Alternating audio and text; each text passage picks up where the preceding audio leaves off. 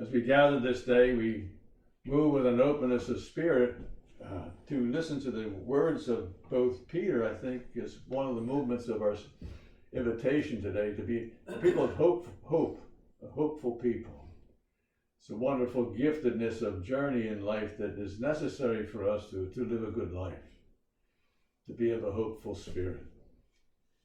As we gather this day, one of the movements of Father Dan and myself in our own journey of life is it is our feast of anniversary for the priesthood. We were both ordained on the 16th of May. And so we celebrate that movement of our spirit to be thankful. But also there's a movement of our spirit that says it's good for us to be hopeful. Our life is to be lived in a hopeful way, in the way that God says to us, be confident. Recognize that my spirit will be with you. And if my spirit is with you, then in that movement, all will be good. All will be good. Doesn't mean we won't find ourselves in difficulty or suffering or trepidations or fearfulness.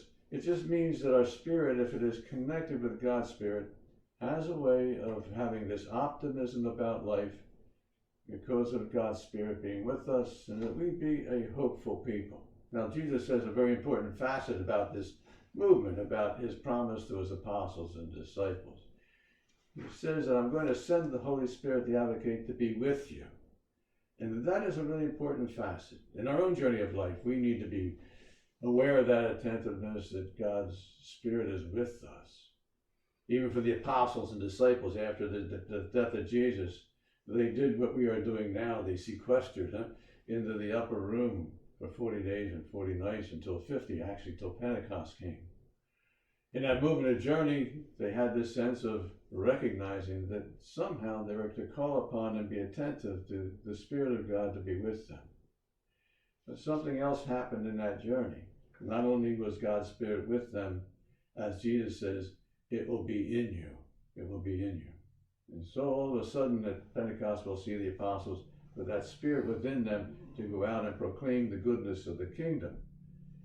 In our journey of life, it's important for us to have this movement of trustfulness, of hopefulness for the future, of hopefulness for what is yet to come. We don't know what it is. If we did, it wouldn't be what we would call hopefulness. The movement of the journey for us is the sense that we just trust that what will come with the movement of God's Spirit with us will be a movement of goodness for us, no matter what the difficulty is in the journey to get to a newness of life to be lived yet. That is something we kind of move with in our sense of journey. Even here with the virus, we still have this sense of hopefulness. What's life going to be like when it's over? We do not know that. I don't know that. I don't care to know that specifically because it's not here yet. But I do know that the Spirit will be with us, and because of the Spirit's wisdom with us, we will figure out what to do. Hopefully we'll do that in the context of the Spirit's wisdom and in a way of living life that's good for us and holy for us. We need to be careful of the idols that want to try and lead us into some kind of way of living life that would be destructive rather than living a life that brings a holiness or a joyfulness or a peacefulness of living. So we move with that sense of spirit. And one of the things that becomes important for us is that we have a trust in this movement of God's promise to be with us, that the Spirit is with us. And yet there's a movement that also says, can we take that Spirit and make it who we are? Can we become that sense of hopefulness? And if we move in that light, then our proclamation of this goodness of God's kingdom will be through our presence of living in that spirit of what we possess within our own spirit of being a hopeful people. Hopeful people are great people. They're positive. They have a sense of looking at the bright side of things yet to come. They have a sense of confidence about the future. They have a sense of well-being and being okay with what's now, knowing that even what comes tomorrow will still all be okay, as long as God's presence is with us. So a movement of journey for us. We seek the Spirit of God's presence to be with us as we journey. But as Jesus says, it will become part of us eventually if we have that openness to invite that spirit within us.